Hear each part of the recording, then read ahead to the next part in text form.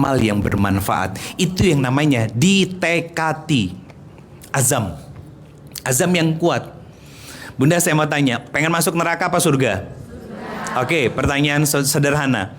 Kata Nabi SAW, kalau pengen tahu surga nerakanya seorang perempuan, lihat bagaimana kita memposisikan suami. Itu. Kan paling dekat ya. Ini udah pada nikah semua? Ada yang second? Oh, nggak ada. Maaf Bunda. Maaf lahir batin. Canda ya. Soalnya mukanya pada tegang semua karena barusan agak serius ya. Iya. Maaf Bunda. Semoga dikumpulkan lagi sama almarhum di surganya Allah Subhanahu wa taala, ya. Kalau masih nanti ketemu jodoh lagi, kalau setelah ditinggal sama almarhum, ya, saya yakin agak gampang-gampang susah. Hati pengen, pikiran pengen tapi hati nolak. Pikiran pengen kenapa? Karena biar ada teman hidup katanya. Kenapa hati nolak? Belum tentu dia sebaik almarhum. Betul kan? Iya. Makanya doanya saya doa agar bisa dibersamakan sampai ke surganya Allah Subhanahu wa taala. Pertanyaannya, pengen tahu surga nerakanya seorang istri kan? Lihat bagaimana bunda-bunda semua nih yang sudah menikah memposisikan suami dalam kehidupan bunda. Tadi kesini laporan sama suami nggak? Lapor apa izin? Izinnya gimana? Sudah nyampe di sini baru dipotoin gitu? Atau di share flyernya ketika mau berangkat? Udah tahu? Alhamdulillah udah tahu jadwalnya. Tapi ngomong nggak walaupun udah tahu? Ngomong. Dapat keriduan suami? Minta nggak? Diminta nggak? Nah, makin sedikit kan saya tahu. Rame sedikit deh. Karena rata-rata di sini, dimanapun saya ngisi kajian Pak, maaf Pak, istri itu cuma ngasih tahu sama suami, bukan minta keriduan suami. Karena yang namanya minta keriduan itu harus ditanya sama suami. Tanya walaupun di WA, walaupun di telepon, tanya. Karena lupa nanya, ditelepon suaminya. Atau di WA dulu, Pak, aku mau nelpon 1-2 menit boleh nggak? Oh boleh gitu. Begitu ditelepon, Pak, aku mau ngaji. Kan udah diizinin tadi. Ya aku mau ngomong sesuatu, tapi jangan diketawain. Boleh gitu kak? Apaan sih? Pak, aku mau ngaji. Papa ridho enggak? Astagfirullahalazim. Jangan marah kalau suaminya istighfar. Kenapa? Itu sesuatu yang baru buat dia.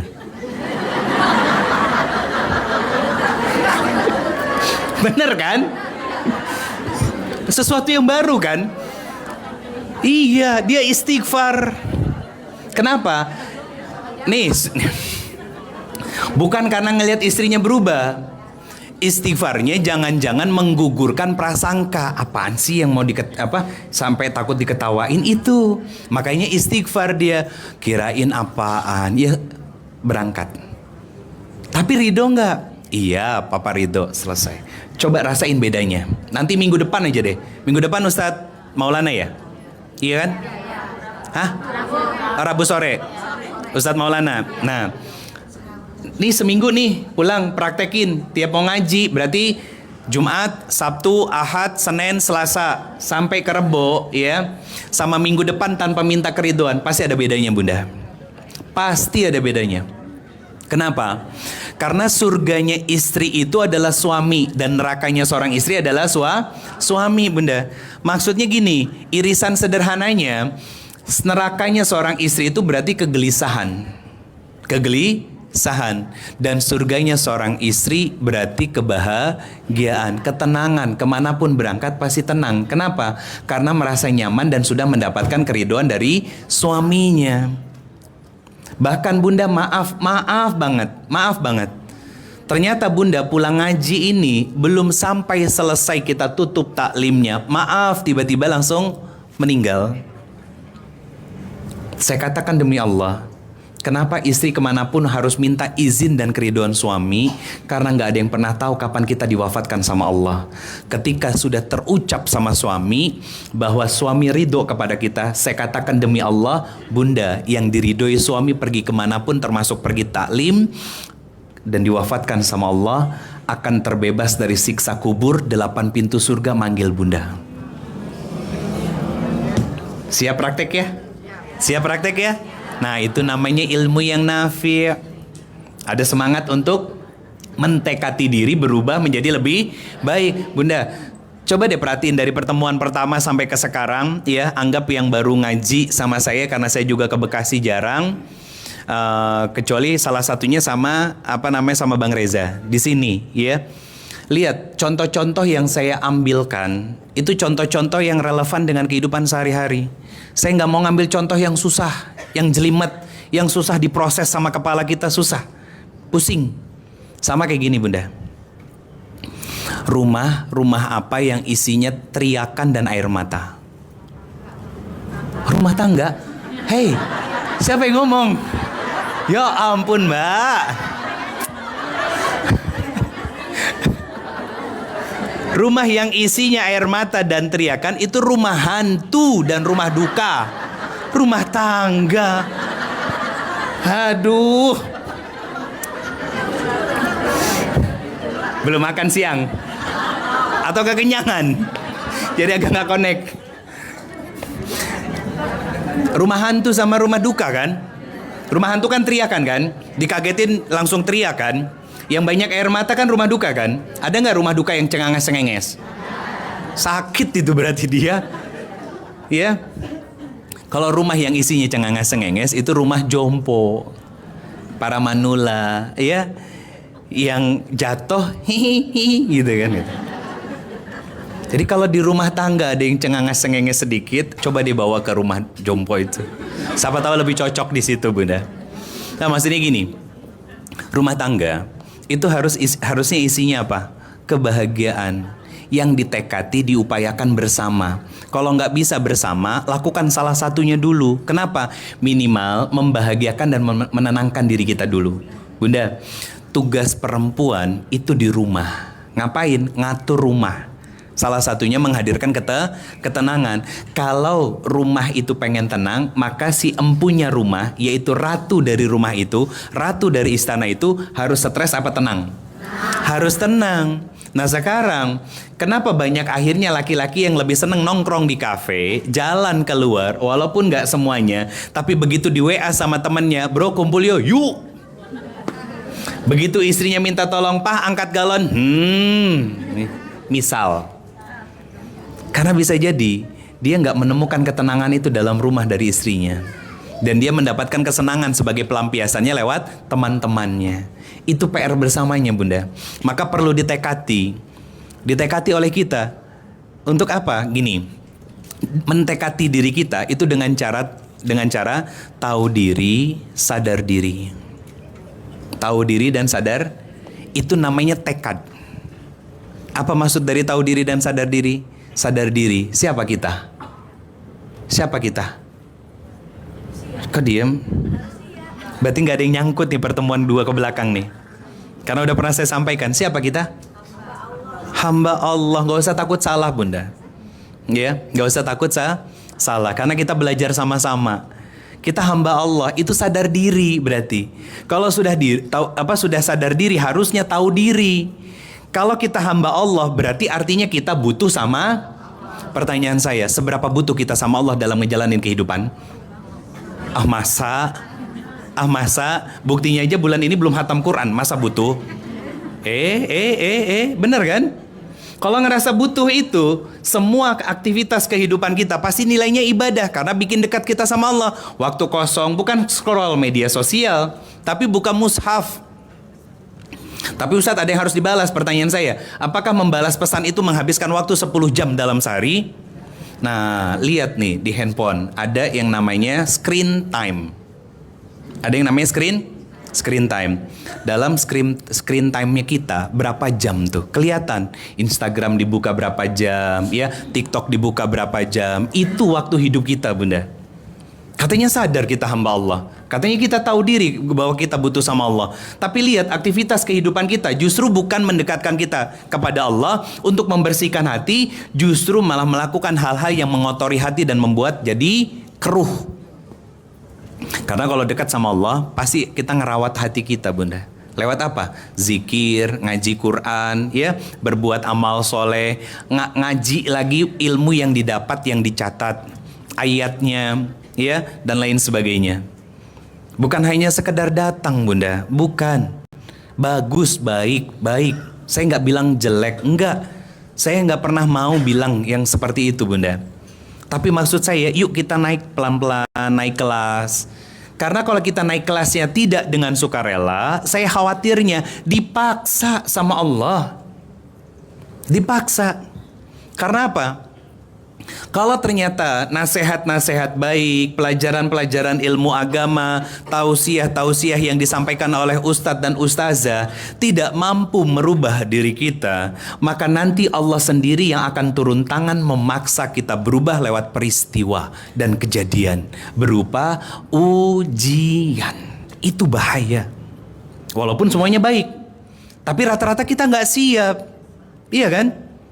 Nggak siap untuk menghadapi ujian, nggak siap tersakiti, nggak siap kecewa, nggak siap terluka. Padahal kecewa, terluka, dan sakit hati yang kita rasakan itu bisa jadi sama dengan yang sebelum-sebelumnya. Sama pelakunya, beda prosesnya, orangnya sama, rasa sakitnya sama. Kalau masih merasakan sakit hati yang sama dan kemudian membuat kita marah meledak, berarti hati kita masih kotor dan kita belum belajar sama sekali dari kehidupan-kehidupan sebelumnya. Bahasa sederhananya apa? Naik kelas nggak kalau remedial? Gak naik kelas. Makanya dihantam lagi sama Allah. Makanya ada yang bilang begini, Ustadz kenapa sih ujian saya tuh nggak selesai-selesai? Apa kata Bu Guru? Kalau ujiannya sudah selesai boleh? Bener kan? Bener nggak Bang? Bener kan? Pertanyaannya udah siap pulang belum? Ya udah, jangan minta di stop ujiannya. Apalagi ada yang nawar begini, Ustadz boleh nggak sih ujiannya salah satu aja? Misalkan saya pengen ujiannya syukur terus, atau ujiannya sabar terus. Ada yang bilang enak tuh, saya suka. Udah mulai lagi nih, mulai keluar celetukannya gitu. Emang bisa? Gak bisa. Korun gagal dalam ujian syukur, ditenggelamin sama Allah Subhanahu wa taala.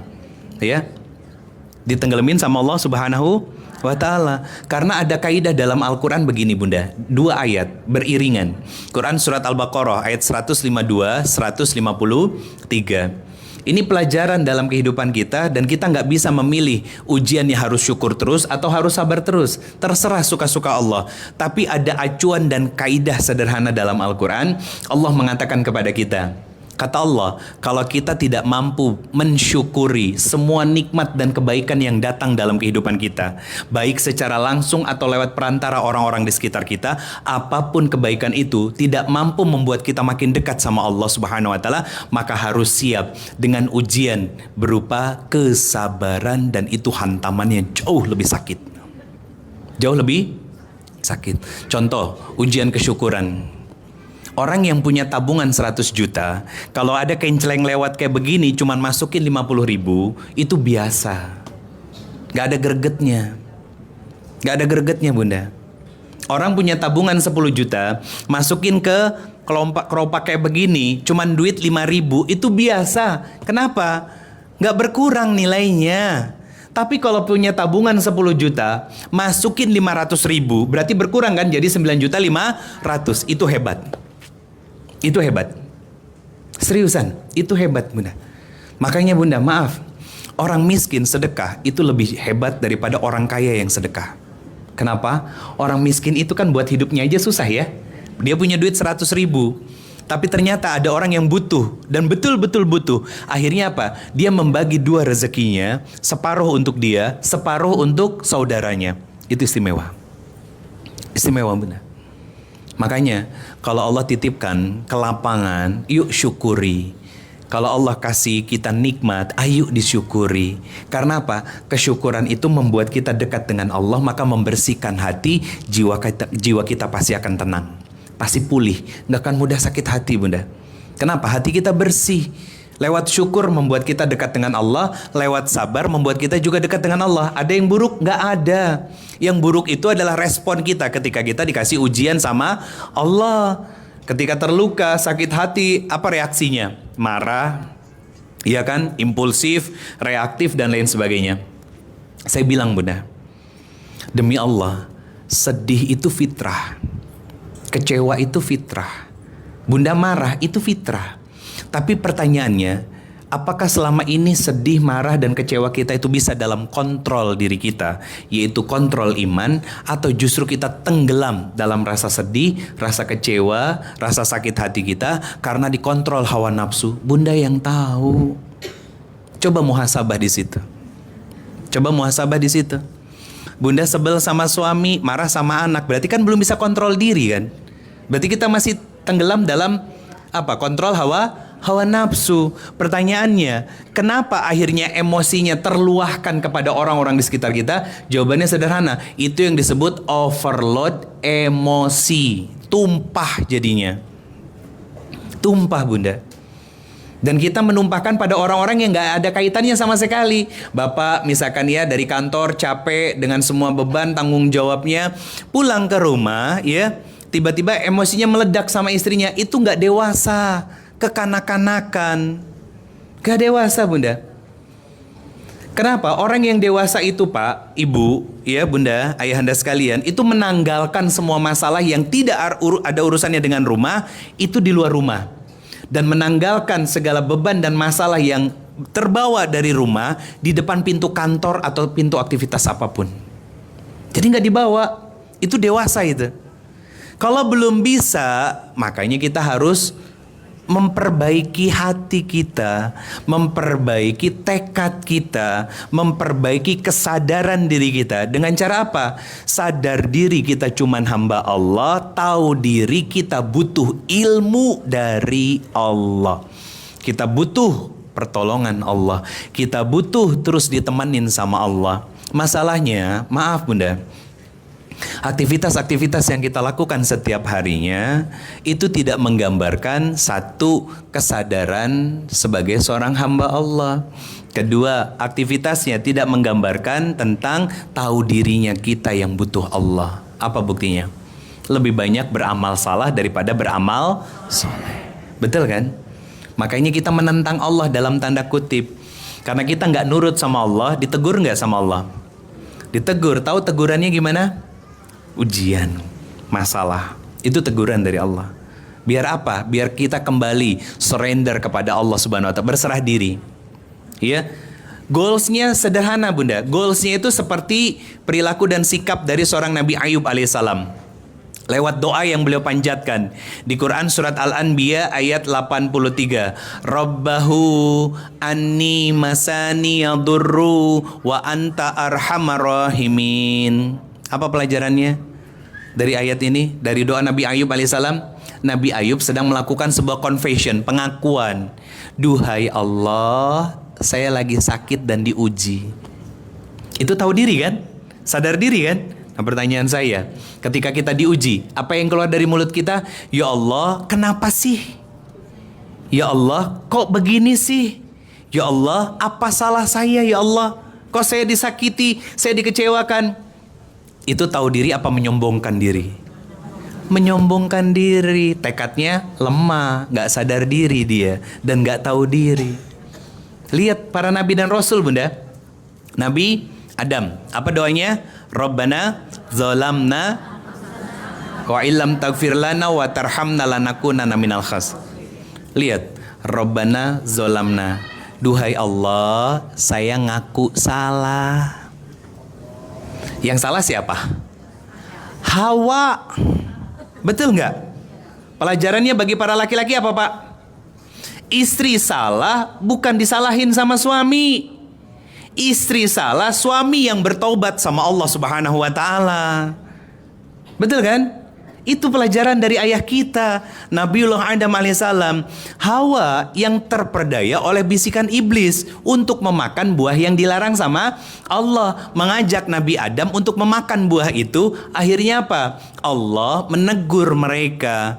Sebelum Allah menegur mereka, Adam pasang badan. Rabbana zolamna. Ya Allah, saya salah. Itu kalimat tunggal itu. Ya Allah, saya salah. Ya Rabbana zolamna. Saya salah ya Allah. Hebat. Sama Bunda. Anak salah. Duhai Allah, saya yang salah. Saya belum ngasih teladan yang contoh yang baik buat anak saya. Hebat. Bukan kalimat Kamu tuh ya, mama itu sudah ngeles-ngelesin mahal-mahal, susah payah, kenapa begini terus? Makanya bunda, kita itu dibentuk dengan pendidikan, dengan nilai-nilai menormalisasikan, menyalahkan sesuatu. Perlu bukti. Anak jatuh yang disalahin kodok. Betul kan? Anak kejedut yang dipukulnya meja. Betul kan? Itu kan pendidikan yang salah. Ya? Dan akhirnya terekam di alam bawah sadar kita tentang apa? Kebiasaan menyalahkan yang lain daripada introspeksi diri. Islam kebalikannya. Bahkan orang yang salah, Nabi Adam mengajarkan untuk bertobat lebih dulu. Duhai Allah, saya salah. Nabi Yunus doanya, La ilaha illa anta subhanaka inni kuntum minadh dhalimin. Yang gak mau nurut dalam dakwahnya Nabi Yunus itu umatnya, iya kan? Tapi akhirnya apa? Yang bertobat Nabi Yunus alaihissalam. Coba bunda, pakai pola-pola kayak begini bunda. Itu kan pola tentang sadar diri, tahu diri. Itu namanya ditekati untuk menjadi seorang hamba yang dicintai oleh Allah. Dampaknya hati bersih, jiwa pasti tenang dan bahagia bunda. Itu pasti bunda. Karena apa? Karena itu gift. Kan sifatnya gak kelihatan, tapi jadi obat. Yang namanya obat, reaksinya kan gak kelihatan sama kita. Betul kan? Tapi pasti ada dampaknya. Apa? Orang yang hatinya bersih dan jiwanya tenang pasti jadi orang yang pemaaf, bukan pendendam. Tentang syariat Allah dia sami'na wa ta'na, bukan sami'na wa nanti-nanti dulu. Ada yang begitu? Banyak di luaran bunda, banyak banget. Kalimatnya begini, betul Ustadz, taat sama suami itu perintah Allah, tapi suami yang gimana dulu? Gak ada di sini, gak ada. Di luar bunda, karena suaminya kan di luar, bukan di sini. Rumah juga di luar kan, bukan di sini ya. Di luar bunda. Itu ada penyakitnya. Kenapa? Syariat Allah ditawar. Yang nyuruh sabar siapa? Allah. Betul Ustadz, sabar itu perintah Allah, tapi kan ada batasnya. Saya jawab, siapa yang ngasih batas? Pernah ngukur buat ngasih batasnya? Saya balikin kaidahnya. Bukankah selama ini setiap hari kita bermaksiat kepada Allah dan bahkan menggunakan nikmat-nikmat yang Allah gunakan untuk kita bermaksiat dan Allah tidak langsung membalasnya? Sabar Allah sama kita kan? Sayang Allah sama kita kan? Sayang apa sayang banget? Sabar apa sabar banget Allah sama kita? Pertanyaan saya, kalau Allah sudah sesayang itu sama kita, kalau Allah sudah sesabar itu sama kita, kenapa kita nggak bisa sabar ngadepin ujian yang dititipi, yang diberikan oleh Allah kepada kita? Karena kaidah ujian itu sederhana bunda. Selain karena Allah percaya kepada kita, itu yang pertama. Yang kedua, bisa jadi karena kita yang ngundang masalah itu datang. Makanya ada istilah ada orang yang hidupnya senang dan gemar cari masalah. Kalau yang pertama itu para orang soleh, para nabi dan rasul, ya memang Allah percaya, makanya dikasih ujian. Nabi Ayub sakitnya luar biasa, Rasulullah ujiannya masya Allah. Dari Nabi Adam sampai Rasulullah semuanya diuji. Ada yang diuji dengan kehidupan, ada yang diuji dengan pasangan, ada yang diuji dengan anak-anak dan lain sebagainya. Semua diuji. Kenapa? Allah percaya sama mereka. Kita belum terlampau soleh, jangan terlalu kegeeran. Maka pakai kaidah yang kedua, jangan-jangan masalah ini ada karena saya berbuat maksiat kepada Allah, kalau enggak berbuat zolim kepada sesama. Itu namanya tahu diri, itu namanya sadar diri. Ditekati bunda. Gampang kok nyalain orang, gampang, seriusan, gampang bunda. Yang susah itu nyalahin diri kita, introspeksi. Yang kedua, setelah kita tekati, kita tekuni, istiqomah. Berarti cara kita biar bisa istiqomah apa? Belajar ilmu agama. Itu pasti bisa istiqomah bunda. Kenapa? Karena di tempat kita belajar ilmu agama, punya teman-teman dan dipertemukan dengan orang-orang yang sama kegelisahannya. Kegelisahan pengen belajar, kegelisahan pengen memperbaiki diri, ya kan? Akhirnya nambah saudara, masuk ke grup, ya kan? Terus kita nyolek ke teman yang lain, ada nggak grup yang lain yang bisa mendapatkan banyak nasihat dan kebaikan dan lain sebagainya. Akhirnya kita terkoneksi dalam lingkungan circle positif hanya karena kesenangan belajar ilmu agama. Akhirnya muncul yang keduanya. Apa? Kita dipertemukan dengan teman-teman yang soleh dan soleha yang bisa saling menjaga satu sama lain. Di Bekasi ada Hijabers Mom, ada Hijabers Community, ada komunitas apa lagi? Hah? Win? Win? Apa Win itu? Win? Win, W-I-N. Apa artinya? Oh, Queen. Mohon maaf Bunda, kuping saya Queen. Ya, Queen Muslimah. Ada lagi apa? Wanita muslimah, ada lagi apa? Dan lain sebagainya, banyak ya. Ya, yang diem aja nggak pernah masuk komunitas. Bunda, coba masuk Bunda. Biar apa? Biar kita belajar dari orang, biar nggak cuman ngerasain sendiri. Karena serigala seganas apapun, tapi kalau dia jalan seorang diri, pasti mati. Karena nggak ada yang ngejaga. Makanya Bunda lihat, ada kan quotes gambar yang menggambarkan tentang susunan serigala, ya, pemimpinnya di depan, yang lemah itu di tengah, ya, kalau nggak salah ya. Dan nanti yang paling akhir itu adalah yang menyisir di antara yang kuat, selain yang kuat di depan. Kenapa? Kalau ada halang rintang apapun dari depan, yang kuat maju dulu untuk melindungi yang tengah. Kalau cuma seorang diri, pasti akan mati Bunda. Makanya kita harus berjamaah, ya kan? Salah satunya wa'tasimu bihablillahi jami'a. Jangan pernah putus hubungan dengan orang-orang yang punya kegelisahan yang sama. Kegelisahan untuk belajar, memperbaiki diri. Itu harus ditekuni Bunda. Harus sabar. Tekun itu sabar nggak? Sabar kan? Telaten ya, teliti kan? Dia teliti. Teliti, oh ini boleh, ini nggak boleh. Kalau saya melakukan yang nggak boleh, maka nanti akan ada dampaknya. Kalau saya melakukan yang boleh, pasti akan ada hadiahnya. Itu teliti namanya. Bukan ini malah ketelitian kita dipakai untuk meneliti orang, meneliti kesalahan orang, mengingat dosa-dosa orang. Itu pasti akan mengotori hati kita dan hidupnya pasti stres, nggak tenang. Tapi beda halnya ketika ditekati muncul dua sifatnya. Apa? Kesadaran tentang diri kita dan tahu dirinya kita.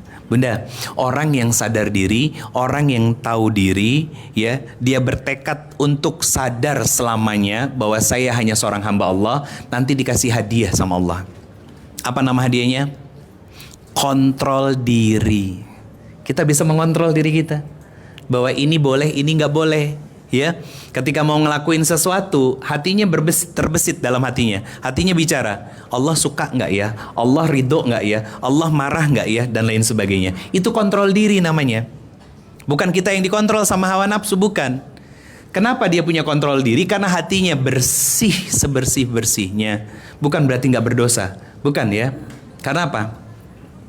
Ini botol walaupun baru keluar dari apa?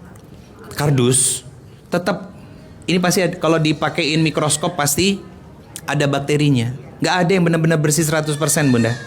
Nggak ada. Karena apa? Kemaksuman itu hanya milik Rasulullah Muhammad SAW. Tapi ada upaya. Walaupun ini kalau dicek pakai mikroskop ada bakteri-bakterinya, ya kan? Rata-rata kita mengenyampingkan itu. Kalau haus dikasih minum, pasti pengen minum. Betul kan? Kenapa? Kelihatan botolnya bersih, airnya jernih, segelnya masih tertutup. Betul kan? Pasti kita mau minum Bunda. Itu sederhana sebetulnya. Ini tentang diri kita Bunda. Nggak ada yang terbebas dari dosa.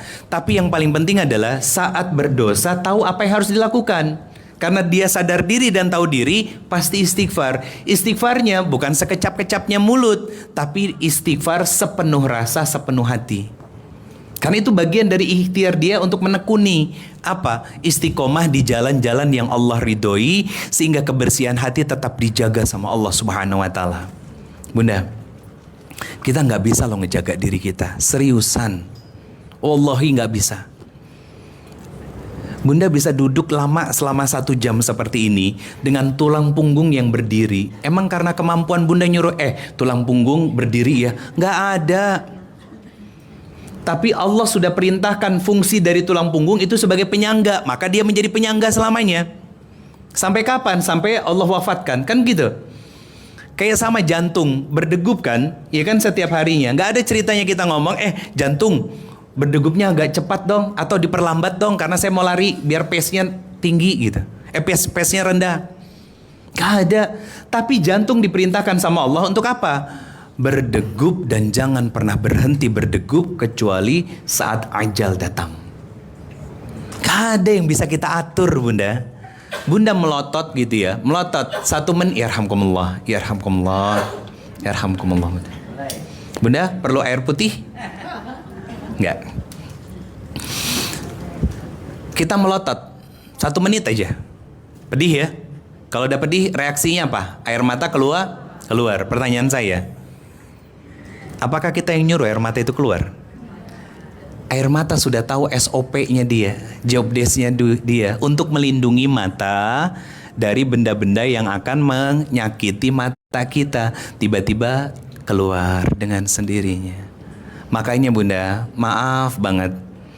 Allah berfirman, ya ayyuhan nas antumul fuqara. Kamu lemah, jangan sok deh. Apa pelajaran dari ayat ini? Ridho, sadar diri kamu tuh cuman hamba.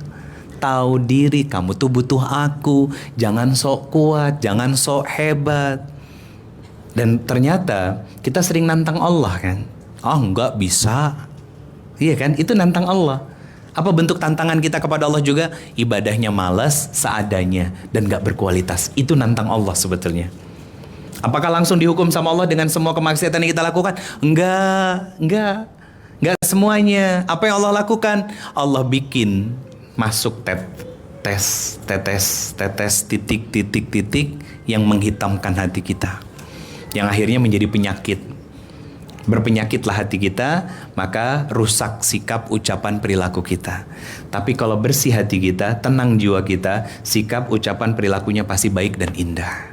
Maka Bunda, tolong dijaga tentang ketenangan yang ada dalam diri kita tadi. Ada 4 poin. Yang pertama, ketenangan ruh ada pada sedikitnya dosa. Yuk, perbanyak istighfar. 1. Coba pejemin deh matanya. Pejemin dulu matanya. Pejemin, nunduk. Tarik nafas. Tahan sebentar, keluarin. Astagfirullahalazim. Tarik nafas, tahan sebentar, keluarin. Astagfirullahalazim. Tarik nafas, tahan sebentar, keluarin sambil istighfar. Astagfirullahalazim. Buka mata Bunda. Apa yang dirasain? Kayak ada kilatan-kilatan listrik di badan kita. Kerasa?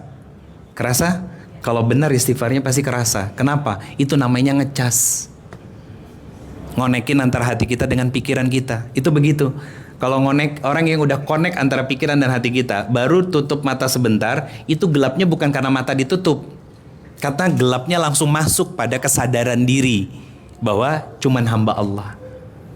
Makanya pikirannya gak kemana-mana. Sama kayak orang yang sholat, Allahu Akbar, matanya melek.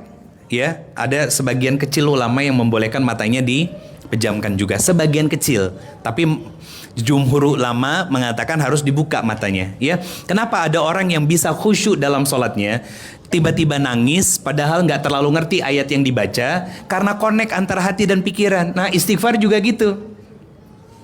Coba deh Bunda, praktekin pelan-pelan, rasain bedanya dan bedakan rasanya. Pasti beda. Disitulah kita dapat ketenangan saat kita mulai mentekati diri untuk sadar diri dan tahu diri kita hanya hamba Allah. Akhirnya apa? Allah berikan hadiah berupa kemampuan untuk kita kontrol diri. Diuji gak baperan, disakiti gak mau balas dan menzolimi orang. Bukan berarti dia gak punya kesempatan untuk membalas. Kesempatannya selalu ada, tapi dia pakai untuk mendapatkan keridhaan Allah dengan cara memaafkan orang itu. Itu hadiah tuh benar. Gak semua orang dapat. Makanya kata Nabi SAW,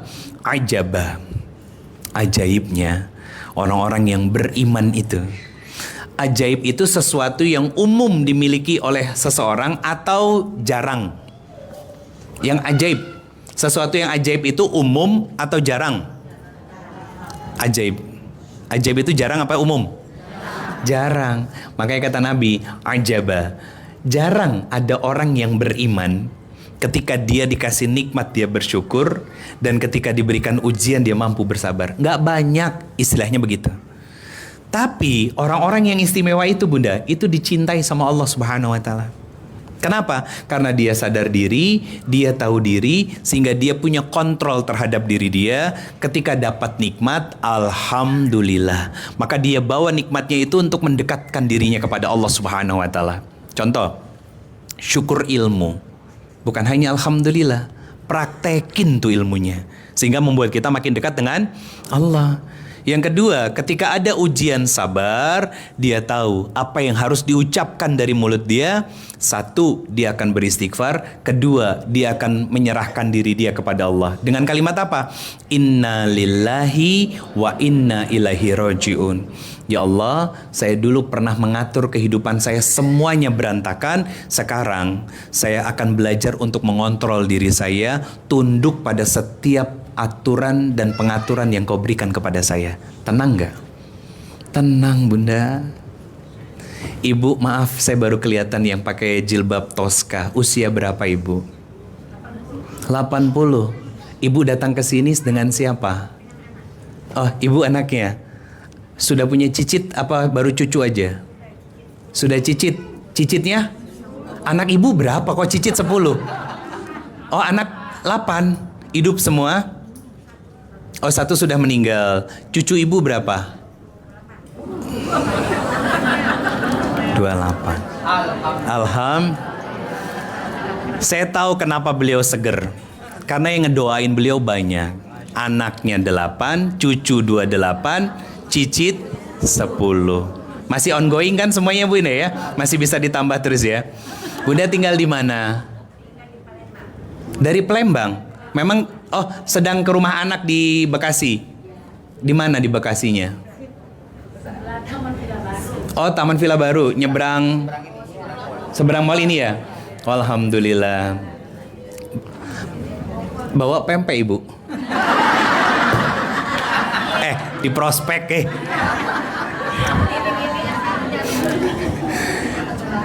Ibu masih bisa baca Quran? Bisa. Bunda, umur 80 tahun. Matanya masih terang kok.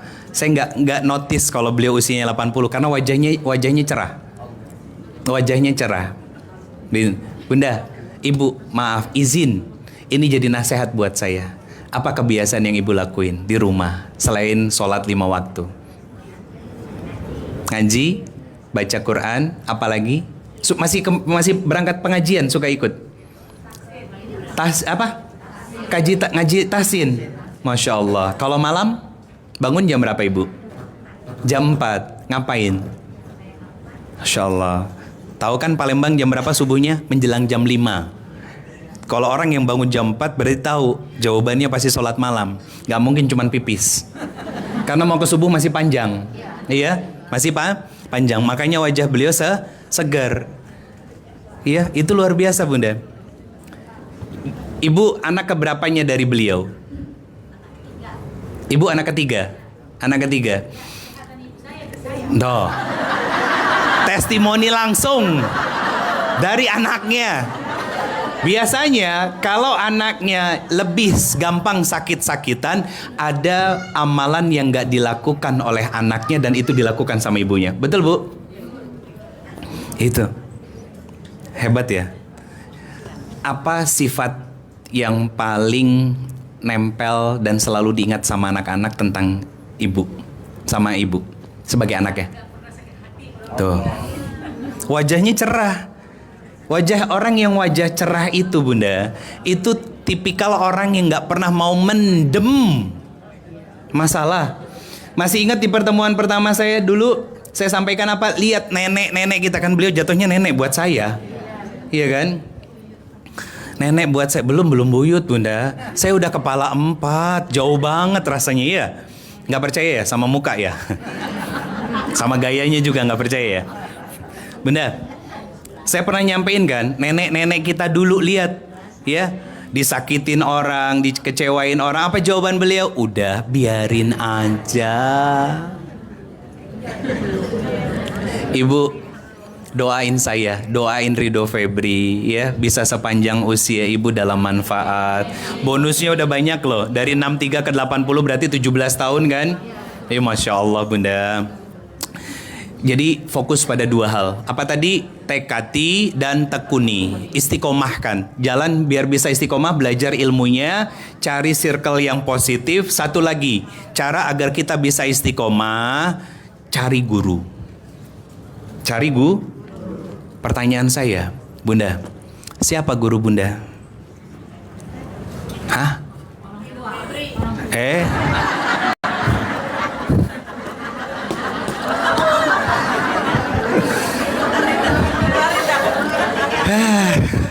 Makasih Bunda udah jujur. Tapi maaf, saya bukan guru Bunda. Kenapa saya bilang bukan guru Bunda? Di satu sisi saya taklim, menyampaikan ilmu. Itu guru. Tapi guru yang sesungguhnya adalah yang bisa selalu kita datangi anytime.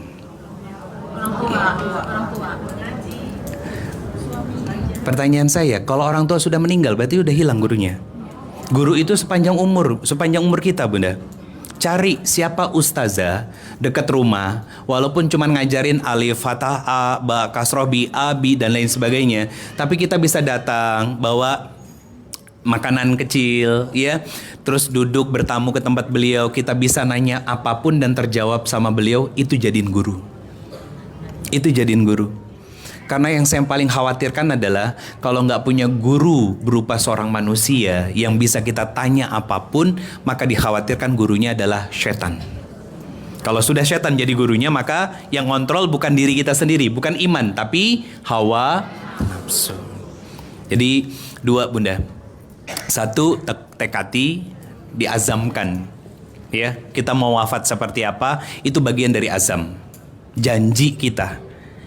Yang kedua, ditekuni, istiqomah, belajar ilmunya, fadilahnya, do and done-nya. Yang kedua, kita harus punya teman circle yang positif. Di sini sudah baik semuanya Bunda, solihah semuanya, wajah-wajah ahli surganya Allah Subhanahu Wa Taala. Cuman kan pertanyaan begini Ustaz, ahli surganya masuk langsung apa transit? Kan itu yang kagak tahu, kan gitu. Ya, enak. Enaknya jadi ustadz gitu kan, enak itu.